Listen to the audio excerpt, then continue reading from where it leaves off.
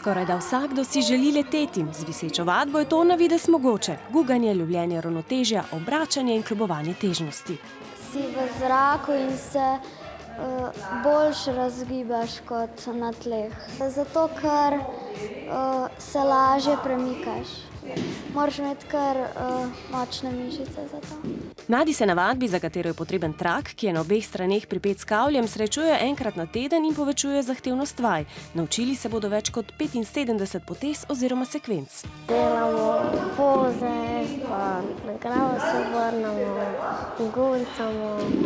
Delamo plevale, pa v bube gledamo, pa delamo topovške krogle. Prvič, ko sem bila tukaj, sem potem bila še z odraslimi naslednjo uro in sem se takrat že obrnila na glavo, tako da me ni bilo strah. Poleg tega, da postanejo čedalje gibčnejši, izboljšuje tudi ravnotežje ter krepijo samozavest in pogum.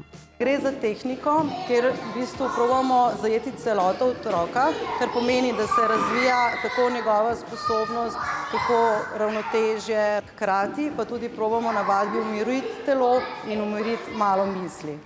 Po vadbi pa sta pomembna tudi zabava in prijateljstvo.